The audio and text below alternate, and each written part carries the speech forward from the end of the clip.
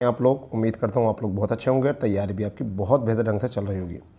दोस्तों, UPSC video exam को लेकर सभी बच्चे बहुत चिंतित हैं, जिसमें करंट अफेयर एक ऐसा टॉपिक है जो सर्वाधिक परेशान करता है बच्चों को।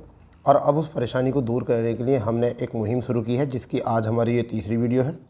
ठीक है, तीसरी वीडियो हम बना चुके हैं। इससे पहले 2 वीडियो हैं, जिसका लिंक जो है डिस्क्रिप्शन में हमने छोड़ दिया है। ठीक है, हमने इससे पहले वीडियो में जो दिया था, इससे पहले सबसे पहली वीडियो जो था वो यूपी का करंट अफेयर था, और दूसरी वीडियो में जो था वह चर्चित व्यक्ति यानी कि राष्ट्र में चर्चित व्यक्ति, उनके ऊपर क्वेश्चन दिया है। और आज जो है हमारा वो है राष्ट्रीय परिदृश्य। ठीक है, राष्ट्रीय परिदृश्य करंट अफेयर 6 माह का महा रिवीजन हम करा रहे हैं, यानी कि पीछे 6 माह का, इससे पता चल जाता है। अभी हाल ही में यूपी पीसीएस का एग्ज़ाम हो, जिसमें कि 2 महीने से पीछे का 4 महीने का जो है करंट अफेयर पूछा गया है, यानी कि 6 महीने का अप्रोक्सली करंट अफेयर वहाँ से पूछा गया है। ठीक है, इससे ये जज हो जाता है कि कितने समय का करंट अफेयर जो है परीक्षा में जो है आपको उपलब्ध होता है। तो उसी को नज़र में रखते हुए हम 6 माह के करंट अफेयर का जो है महा रिविज़न करा रहे हैं, और उस रिवीजन के लिए आपको प्लेलिस्ट बना दी जाएगी। और अभी फ़िलहाल में जो है इसके डिस्क्रिप्शन में जो है दोनों वीडियो का लिंक पड़ा है, पहले उनको भी देखें और इसको भी देखें, और अपने शॉर्ट नोट्स और बुलेट पॉइंट नोट्स बनाकर अपना रिवीजन करें। 1-2 बार वीडियो को देखेंगे तो जिससे कि आपको पूरे अच्छे तरीके से जो है तैयार हो जाएगा। तो चलिए, बातों का सिलसिला चलता रहेगा, आगे देखते हैं क्या है। देखिए, ये है हमारा 6 माह का महा रिवीजन। 6 माह का महा रिवीजन कर रहे हैं। किस तरीके से हमें मैगज़ीन पढ़नी होती है, हमने जो है घटना चक्र की दृष्टि जो मैगज़ीन होती है उसी को पढ़ने का एक आपको तरीका बताया है कि किस तरीके से उसको पढ़ना होता है, किस तरीके से उसके की पॉइंट निकालने होते हैं, और किस तरीके से हमें बुलेट पॉइंट बनाकर जो है अपना नोट्स तैयार किया जाता है। चलिए, तो शुरू करते हैं। हम बात किस पर करने वाले हैं, देख लीजिए। हम जो बात करने वाले हैं, बात करेंगे राष्ट्रीय परिदृश्य करंट नोट्स, यानी कि देश की राजनीतिक, सामाजिक, धार्मिक, शैक्षणिक घटनाओं और विभिन्न मंत्रालयों की घटनाओं पर नज़र रखेंगे। तो ये है हमारा आज का टॉपिक, जिन पर हम देश की राजनीति, सामाजिक, धार्मिक, शैक्षणिक घटनाओं व विभिन्न मंत्रालयों की घटनाओं पर नज़र रखेंगे, किस तरीके से कौन कौन से कार्य इन सभी के योगदान से हुए हैं। तो शुरू करते हैं। क्या है पहला टॉपिक? देखिए, पहला टॉपिक बहुत दमदार टॉपिक है। क्या है दमदार टॉपिक? आम आदमी पार्टी, जिसे आप कहते हैं, राष्ट्रीय दल का दर्जा दे दिया गया है। ये बहुत बड़ी घटना है।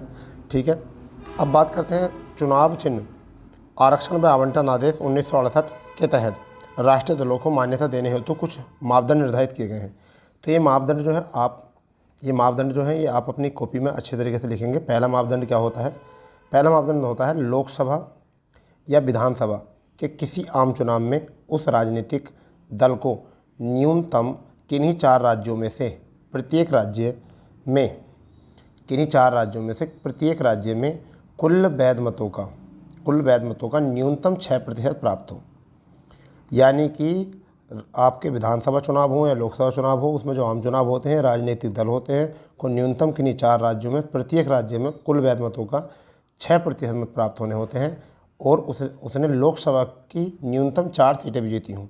तो पहली तो शर्त ये है आपकी। दूसरी शर्त है, लोकसभा के पिछले आम चुनाव में उस दल ने कुल सीटों की न्यूनतम 2% सीटें विजय प्राप्त की। यानी कुल सीटों की कितनी प्रतिशत? 2 सीटें प्राप्त की हों।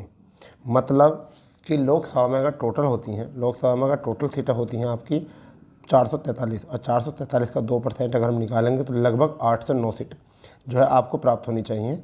ठीक है, और उस सदन के न्यूनतम 3 राज्यों में दल के प्रत्याशी निर्वाचित हुए हों। कितने में? 3 राज्यों में। ठीक है, तीसरा जो है टारगेट वो है उस राजनीतिक दल को 4 या अधिक राज्यों में राज्य स्तरीय यानी स्टेट पार्टी दल के रूप में मान्यता प्राप्त हो।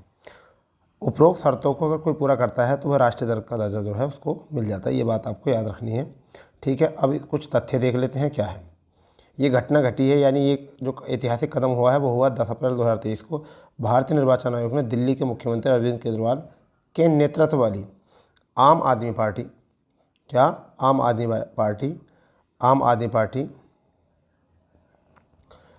को राष्ट्रीय दल का दर्जा प्रदान किया है, जबकि भारतीय अखिल तृणमूल कांग्रेस, ठीक है, यानी कि AITMC, यानी कि अखिल भारतीय तृणमूल कांग्रेस, याद रखना इसको, भारतीय कम्युनिस्ट पार्टी CPI और राष्ट्रवादी कांग्रेस पार्टी को जो है राष्ट्रीय दल का दर्जा वापस ले लिया है। क्या ले लिया है? दर्जा वापस ले लिया है। ठीक है, अगर हम यहाँ से बात करें तो इस प्रकार देश में जो है कुल 6 इस प्रकार देश में जो है कुल 6 ही पार्टी रह गई हैं जो राष्ट्रीय पार्टी हैं।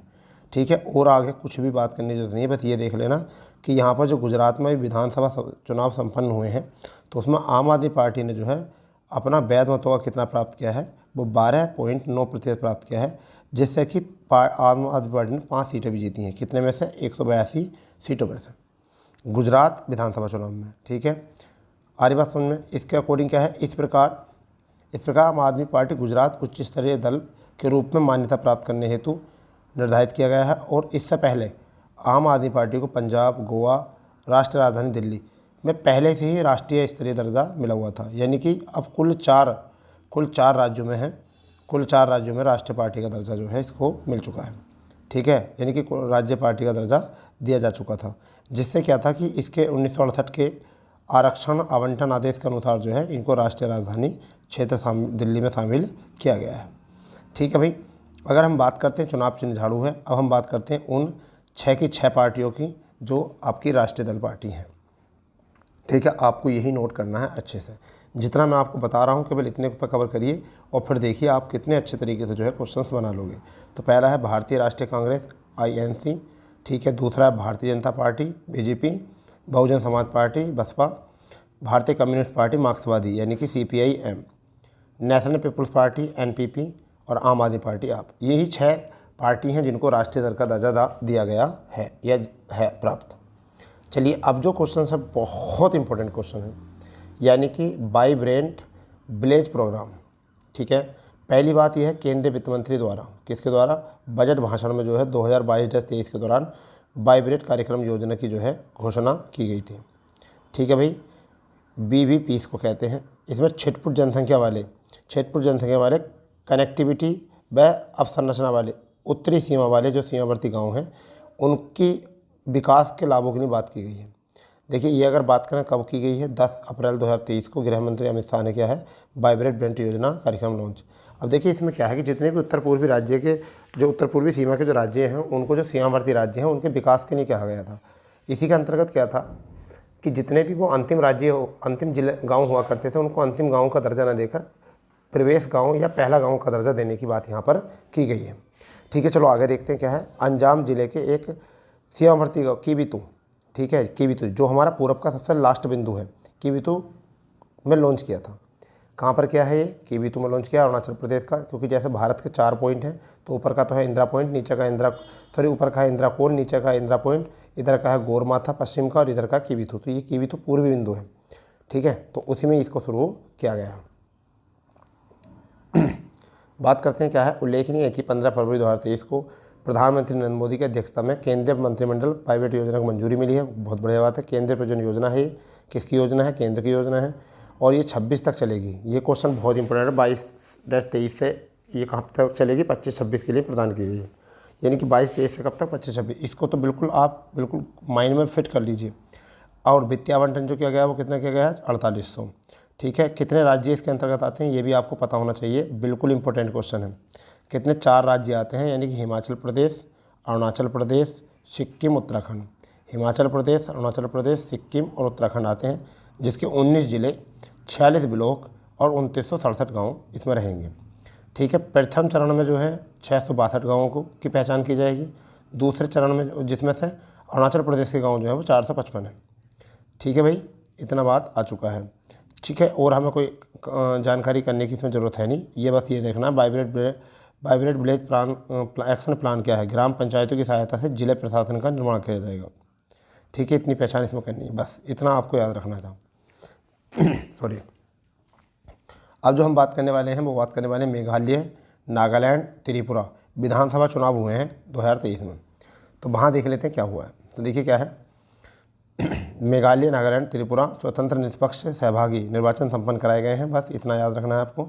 ठीक है, 2 मार्च 2023 को भारत निर्वाचन आयोग ने 3 राज्यों में जो है चुनाव कराए हैं। और तीनों राज्य कौन कौन से हैं? मेघालय, नागालैंड, त्रिपुरा। मेघालय, नागालैंड, त्रिपुरा, इनको याद रखना है। ठीक है, मेघालय की अगर बात करें, सबसे पहले हम इसकी बात करें मेघालय की, तो बेटा बता लो इसको।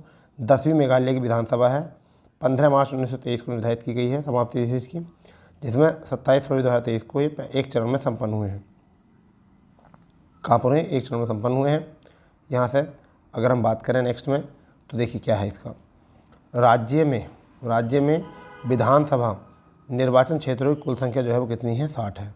हालांकि मेघालय में केवल 59 निर्वाचित क्षेत्र हैं, ठीक है, जबकि सोहियोंग निर्वाचन क्षेत्र जो है चुनाव स्थगित कर दिया गया है। तो ये क्वेश्चन इंपॉर्टेंट है, बहुत इंपॉर्टेंट है कि हाल ही में किस राज्य में किस निर्वाचन क्षेत्र को जो है मतलब स्थगित घोषित कर दिया गया। तो सोहियोंग जो है वो कहाँ का है आपका, मेघालय विधानसभा का ये मतलब निर्वाचन क्षेत्र है जिसे जो है अभी स्थगित कर दिया गया है। अगर हम बात करें इसमें से कोई भी याद नहीं करना, भाई इतना याद रखना है कि ये स्थगित क्यों किया गया है कि पूर्व गृह मंत्री DUP यानी यूनाइटेड डेमोक्रेटिक पार्टी के प्रत्याशी, ठीक है, के प्रत्याशी HDR लिंगदोह के निधन के कारण इस निर्णय को लिया गया है। किसके, HDR लिंगदोह के निधन के कारण लिया गया है। अब इसमें मेघालय विधानसभा की अगर बात करें तो 60 सीटों में से 55 सीटें ST के लिए आरक्षण है। किस चीज़ के लिए है, ST के लिए ये आरक्षित है भैया। किसके लिए, ST के लिए आरक्षित है, ठीक है। जबकि अनुसूचित जाति के लिए कोई भी सीट आरक्षित नहीं है, यानी कि SC के लिए कोई सीट आरक्षित नहीं है। मेघालय में जो वोट प्रतिशत दर्ज किए गए हैं वो 86.69 निर्धारित किए गए हैं, ठीक है। अगर यहाँ से बात करें तो चुनाव परिणाम के अनुसार जो है मेघालय के कोनराम के सिंगमा के नेतृत्व वाली जो पार्टी है जिसे हम कहते हैं नेशनल पीपुल्स कांग्रेस जो है NPP सबसे बड़ी पार्टी के रूप में उभर कर सामने आई है। और 7 मार्च 2023 को कोनराड संगमा को लगातार दूसरा कार्यकाल जो है मेघालय के मुख्यमंत्री के रूप में चुना गया है, इसको याद रखो। और प्रस्टोन टाइसोंग जो है वो क्या बने हैं, इसके उप मुख्यमंत्री के रूप में शपथ लेंगे, ठीक है। 2 व्यक्ति हैं ये जो मुख्यमंत्री के रूप में शपथ लेंगे, एक तो प्रिस्टोन टाइसोंग और एक सिनो आबभलंग, ठीक है। तो ये जो हैं 2 मुख्यमंत्री बनेंगे। नेक्स्ट में अगर बात करें 9 मार्च 2023 को NPP थॉमस ए सिंगमा को 11वीं मेघालय विधानसभा के अध्यक्ष के रूप में चुना गया, ठीक है भाई। तो अगर यहाँ से इतना क्वेश्चन आ गया आपका तो ये क्वेश्चन आपका बढ़िया हो जाएगा, बन जाएगा बहुत प्यारा, ठीक है। काम की बात देखनी है बस। अब देखिए यहाँ पर परिणाम जो आए हैं तो इसमें अगर हम बात करते हैं तो 3 पार्टियों की जो है हम बात करने वाले हैं, ज़्यादा पार्टियों की हम बात करेंगे नहीं, ठीक है। सबसे पहली बात क्या करेंगे हम, नेशनल पीपुल्स पार्टी, इसने 26 सीट हासिल की हैं, विजयी सीट जो है। और यूनाइटेड डेमोक्रेटिक पार्टी ने 11 सीट हासिल की हैं, ठीक है। कांग्रेस ने जो है, भारतीय राष्ट्रीय कांग्रेस ने 5 सीटें हासिल की हैं। वहाँ पर तृणमूल कांग्रेस जो है, ऑल इंडिया तृणमूल कांग्रेस, उनने भी 5 सीटें हासिल की हैं। अगर यहाँ पे बात करते हैं एक Y of the people's party, इन 4 हासिल किए हैं। यहाँ भारतीय जनता पार्टी का स्तर बहुत डाउन गया है, केवल 9% वोट और केवल 2 सीटें ही यहाँ पर इनको मिली हैं, ठीक है। चलिए नागालैंड की तरफ चलते हैं। नागालैंड क्या है, नागालैंड में जो है 13वीं विधानसभा कार्यकाल समाप्ति की तिथि पर है। और अभी जो है मेघालय में कितनी थी, 10वीं, 11 का चुनाव हुआ था, तो यहाँ कौन से का हुआ है, 14वीं का चुनाव हुआ है। तो इसके कारण 27 फरवरी में एक चरण में चुनाव संपन्न हुआ है। यहाँ पर कुल संख्या कितनी है, 60 है। 59 सीटें अनुसूचित जाति के लिए हैं आरक्षित यहाँ पर भी, ठीक है। जबकि नागालैंड में केवल 59 निर्वाचित क्षेत्रों का चुनाव संपन्न हुआ है। और यहाँ पर क्या कर दिया गया है, निर्वाचित क्षेत्र जो है यहाँ पर निर्विरोध घोषित कर दिया गया है। कहाँ का, अकुलूटो निर्वाचित क्षेत्र एक ऐसा है जहाँ पर वहाँ के प्रत्याशी काछेतो किनीमी जो है निर्विरोध चुने गए हैं, जो भारतीय जनता पार्टी के प्रत्याशी हैं। किसके, भाजपा के प्रत्याशी हैं, ठीक है। कौन है, काछेतो किनीमी, ठीक है, इनको निर्विरोध चुना गया है, ठीक है भाई। अगर हम बात करते हैं यहाँ पर 2023 के चुनाव में राज्य में भारतीय जनता पार्टी और उसकी प्रभावशाली क्षेत्रीय सहयोग party nationalist democratic progressive party यानी NDPP का प्रभुत्व रहा है। यानी भारतीय जनता पार्टी ने 25 सीटें और NDDP की ने भारतीय जनता पार्टी 12 सीटें और NDPP को 25 सीटें प्राप्त हुई हैं।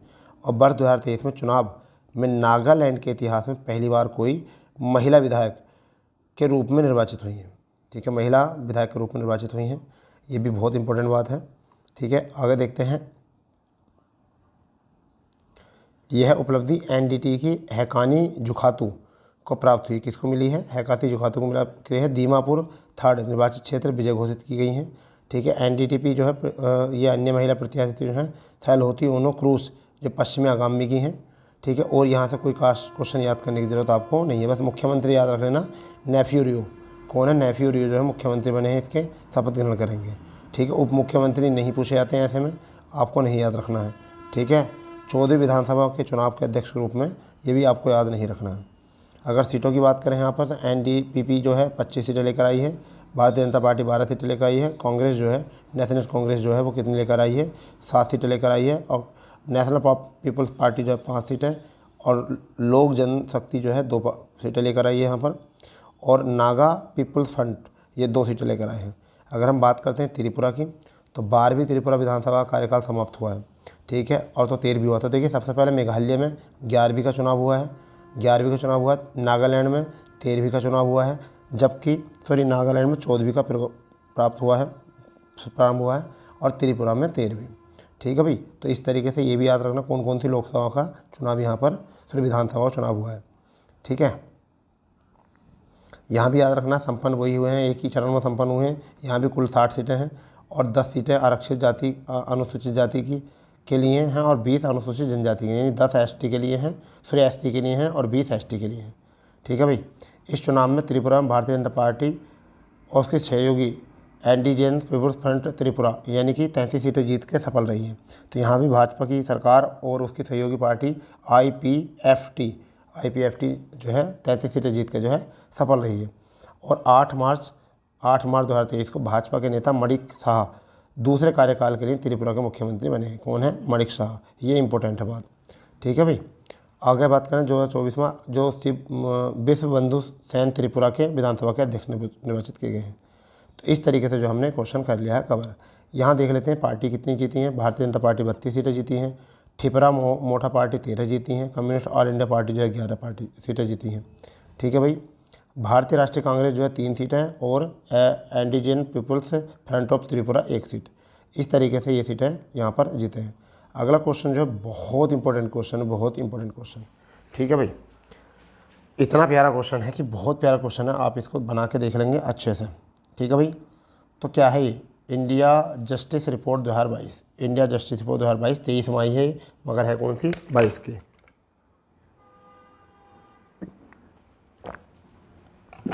देख लीजिए,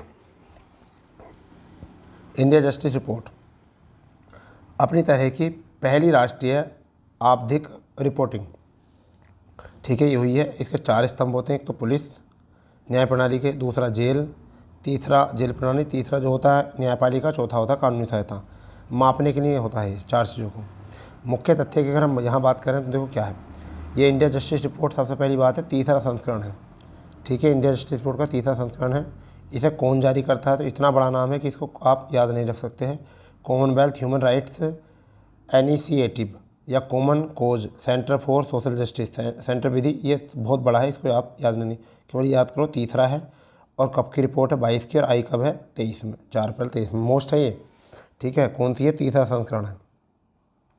ठीक है भाई, पहला संस्करण याद रख लेना, 2019 में इसका पहला संस्करण प्रकाशित हुआ था। ठीक है, अगर हम बात करते हैं बड़े राज्यों में, अगर बड़े राज्यों में बात करें, बड़े राज्यों एवं मध्य राज्यों में और छोटे राज्यों में इन्हें इस रूप में बांटा गया है। तो संकेत 102 हैं। ठीक है, और कोई मोस्ट बात है नहीं।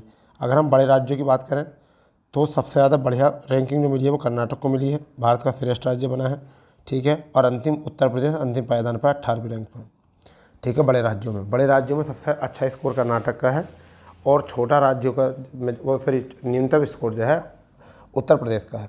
जबकि छोटे राज्यों में सबसे बढ़िया स्कोर जो आया है वो सिक्किम का आया है, और अंतिम जो आया है वो आया है आपका गोवा का, जो आया है अंतिम क्या आया है? गोवा का है। इस तरीके से ये भी याद रखना, अधिक कर्नाटक, न्यूनतम उत्तर प्रदेश, फिर छोटों में अधिक सिक्किम, न्यूनतम गोवा।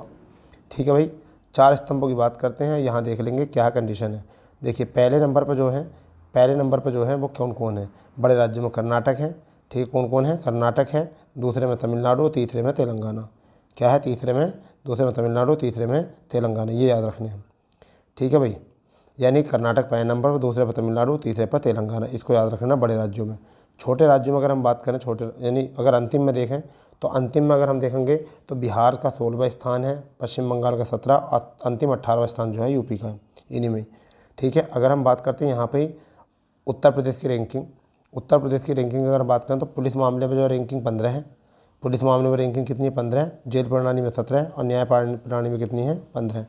कानूनी सहायता में जो 18 है, इतना कोई खास नहीं होता ये, ठीक है। ये क्वेश्चन बहुत प्यारा क्वेश्चन है, ये क्वेश्चन बहुत प्यारा क्वेश्चन है। हमें जो है केवल काम की बातें निकालनी है, केवल पत्रिका को किस तरीके से पढ़ा जाता है, मैगजीन को किस तरीके से किया जाता है।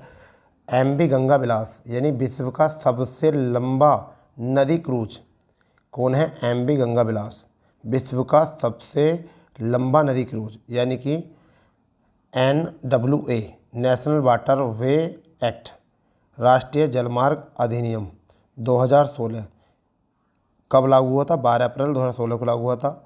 इसमें देश के अंतर्देशीय जल परिवहन को बढ़ावा देने का उद्देश्य था था। अभी तक इस अधिनियम के तहत 111 जलमार्गों का किया गया है, 5 वर्तमान में और 106 को राष्ट्रीय जलमार्ग घोषित किया गया है। 5 वर्तमान में है एवं 106 नए राष्ट्रीय जलमार्ग घोषित किए गए हैं, इतनी बात रखना है। देश में 24 राज्यों में विस्तृत इन जलमार्गों की लंबाई 20,275 किलोमीटर है, इतनी बात याद रखें। और कोई यहाँ से बात याद रखने की ज़रूरत है नहीं। अगर हम याद करें तो एमवी गंगा विलास इसी महत्वपूर्ण प्रयास है, ठीक है। यहाँ देख लेते हैं इंपॉर्टेंट। 13 जनवरी 2023 को प्रधानमंत्री नरेंद्र मोदी ने वीडियो कॉन्फ्रेंसिंग के माध्यम से विश्व के सबसे लंबे नदी क्रूज एमवी गंगा विलास को वाराणसी से हरी झंडी दिखाकर रवाना किया। 28 फरवरी 2023 को असम के डिब्रूगढ़ जिले के बोगीबील में जाकर पूर्ण हुई, ठीक है, बोगीपुर में जाकर पूर्ण हुई है।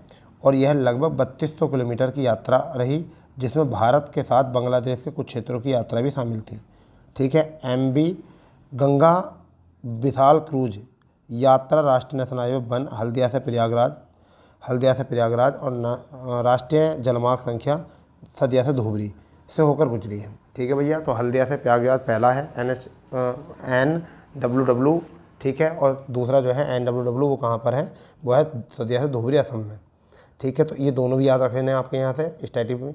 अब देखिए ये बहुत इंपॉर्टेंट है।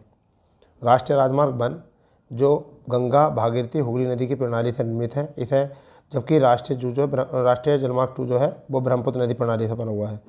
साथ ही यह क्रूज यात्रा कोलकाता से धुबरी तक इंडो बांगल प्रोटोकॉल मार्ग से होकर गुजरी है।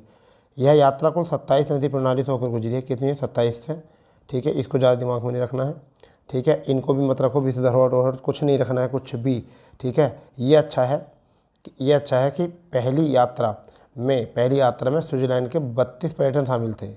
कितने थे? 32 पर्यटक शामिल थे, ये अच्छा याद कर रखने का है, ठीक है। इसके संचालक याद रख लेना कौन है? मेसर्स अंतारा रिवर क्रूज द्वारा संचालित है, ठीक है। अगर हम बात करें, पोत की लंबाई जो है 62.5 मीटर है, चौड़ाई जो है 12.8 मीटर है।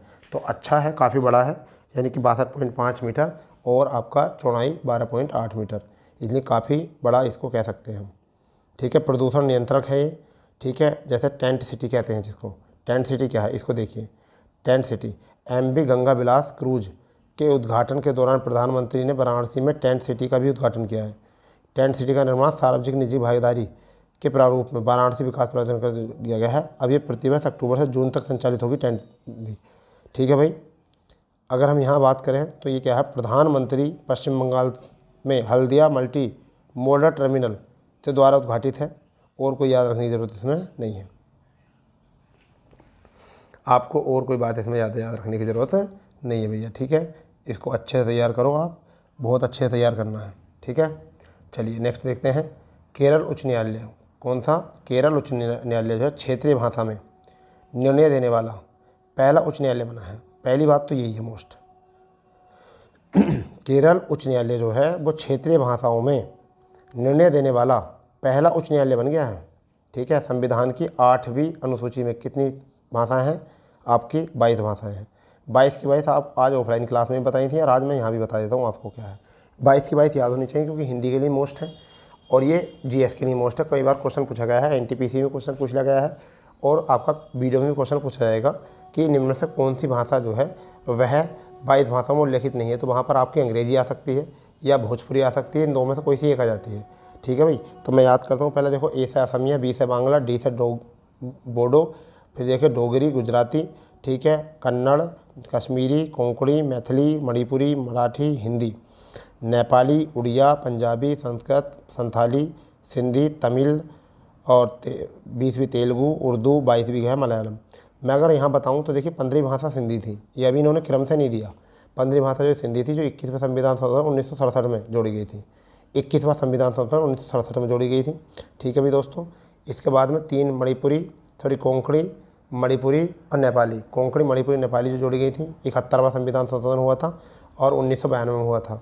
ठीक है, ये जोड़ी गई थी। फिर बोडो, डोगरी, मैथिली, संताली, ये 92वां संविधान संशोधन 2003 में हुआ था, जब जोड़ी गई थी। इस तरीके से भाषा को जोड़ा गया था। परंतु क्वेश्चन पर आते हैं। हाल ही में भारत के मुख्य न्यायाधीश डी वाई चंद्रचूड़, यानी कि धनंजय यशवंत चंद्रचूड़, सर्वोच्च न्यायालय और उच्च न्यायालय के निर्णयों को क्षेत्रीय भाषा में प्रकाशित करने पर जोर दिया था। ठीक है भाई, जोर दिया था। अगर बात करें डी वाई चंद्रचूड़ ने इसके लिए आर्टिफिशियल इंटेलिजेंस AI और प्राकृतिक भाषा प्रसंस्करण NLP द्वारा संचालित प्रौद्योगिकी का उपयोग का सुझाव दिया है। उच्च न्यायालय के निर्णयों को क्षेत्रीय भाषा के अनुवाद करने के लिए न्यायमूर्ति अभय ओका की अध्यक्षता में एक समिति का गठन किया था। ठीक है, तो ये भी क्वेश्चन इंपॉर्टेंट है। ठीक है भाई, ये क्वेश्चन बहुत इंपॉर्टेंट हो जाएगा, आपको बना के रखना है बहुत अच्छे से।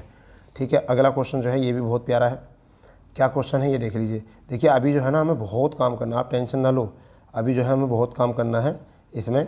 ठीक है, ये देखिए अभी हमें बहुत काम करना है। ठीक है, तो हमें इसमें से जो है ना क्वेश्चन अच्छे बनाने हैं, क्योंकि कौन से क्वेश्चन अच्छे बन सकते हैं।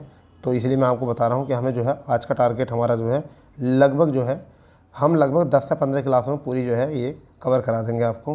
क्या है, पूरी मैगज़ीन जो है कवर करा देंगे आपके यहाँ से। ठीक है भैया, 10 से 15 क्लासों में, और भी 3 क्लास हमारी हुई हैं। चलिए, तो अब हम बात करते हैं इस वाले क्वेश्चन पर जो हम आगे बढ़े थे यहाँ से। निर्वाचन आयुक्त की नियुक्ति पर उच्च न्यायालय का निर्णय क्या आया है, ये देख लीजिए। निर्वाचन आयुक्त की जो नियुक्ति होती है उसके लिए सर्वोच्च न्यायालय सुप्रीम कोर्ट का निर्णय क्या है। तो भारत के मुख्य निर्वाचन आयुक्त, ठीक है, और अन्य निर्वाचन आयुक्त की नियुक्ति किसके अंतर्गत होती है। आर्टिकल 324 से के 2 के कार्य क्षेत्र के अधीन आती है। संविधान के मुख्य निर्वाचन आयुक्त और निर्वाचन आयुक्त के लिए कोई विशिष्ट प्रक्रिया है। ठीक है, चलिए इसके बारे में बात करते हैं। क्या है, प्रधानमंत्री के नेतृत्व में मंत्रिपरिषद की सलाह पर राष्ट्रपति द्वारा की जाती है। इनकी नियुक्ति की जाती है, किस पे की जाती है, प्रधानमंत्री के नेतृत्व से मंत्रिपरिषद की सलाह पर राष्ट्रपति द्वारा की जाती है। इसमें तथ्य क्या है, इसको देख लीजिए। 2 मार्च 2023 को सर्वोच्च न्यायालय की 5 सदस्यीय संवैधानिक पीठ ने अपने एक ऐतिहासिक निर्णय में मुख्य निर्वाचन आयुक्त और चुनाव आयुक्तों की नियुक्ति के संबंध में अहम फैसला लिया है। उन्होंने कहा है, न्यायालय ने अपने निर्णय में कहा है कि मुख्य चुनाव आयुक्त एवं अन्य नियुक्तियों की एक समिति की सिफारिश पर की जाएगी नियुक्ति। अब एक समिति की सिफारिश से की जाएगी। प्रधानमंत्री की सलाह पर मंत्रिपरिषद और राष्ट्रपति नहीं करेंगे। ठीक है भाई, अब इनकी नियुक्ति के लिए 3 सदस्यीय उच्च स्तरीय समिति की सिफारिश की जाएगी और राष्ट्रपति द्वारा जो है की जाएगी, जिसमें प्रधानमंत्री, लोकसभा का विपक्ष का नेता और भारत का मुख्य न्यायाधीश शामिल होगा। यानी कि अब कौन करेगा, प्रधानमंत्री, विपक्ष का नेता और मुख्य न्यायाधीश भारत का, इनके बनी हुई एक समिति होगी, वही इनकी क्या है, नियुक्ति करेंगे। ये बात आपको याद रखना है। Annual state of education report, ठीक है, ये बहुत अच्छी बात है, ये क्वेश्चन पूछा जा सकता है। तो ये जो सर्वेक्षण था, गैर सरकारी शिक्षण संस्थान है प्रथम द्वारा जारी की गई थी और ये 2005 में सर्वेक्षण संचालित किया गया था। कब किया गया था, 2005 में। इतना याद रखना है बस, और ज़्यादा याद नहीं करना है। इसमें ग्रामीण भारत के कितने बच्चे स्कूल जा रहे हैं और कितने आसान पाठ पढ़ पाने में, बुनियादी गणित करने में सक्षम है, ये भी। अब इसका तथ्य क्या है ये देख लीजिए। 18 जनवरी 2023 को annual state of education report 2022 ग्रामीण आई है।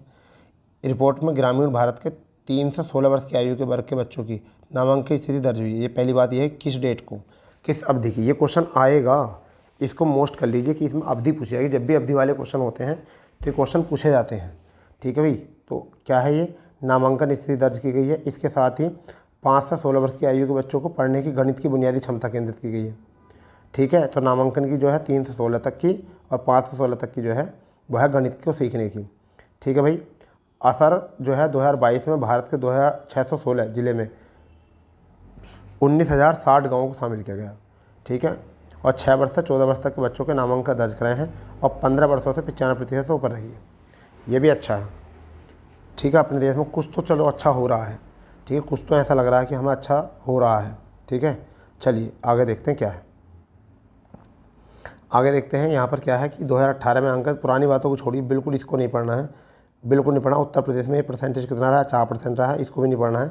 ऐसे क्वेश्चन कहीं नहीं आते, छोड़ दीजिए इसको, बस इतना याद रखना है। ये कि इसका जो है 10% से अधिक है जहाँ पर, यानी कि 3 राज्य सिर्फ 15 से 16 वर्ष की आयु वाले वर्ग की अनामांकित लड़कियों का अनुपात 10% से अधिक है। ठीक है, यानी कि 15 से 16 वर्ष की आयु के अनामांकित लड़कियों का अनुपात क्या है, 10% से अधिक है, यानी कि जहाँ पर लड़कियाँ जो है नामांकित नहीं की गई हैं। मध्य प्रदेश में इसका परसेंटेज सबसे ज़्यादा है, यानी 17% मध्य प्रदेश की लड़कियाँ कम मतलब नामांकन नहीं कराती हैं। ठीक है, जो 15 से 16 वर्ष की आयु की हैं।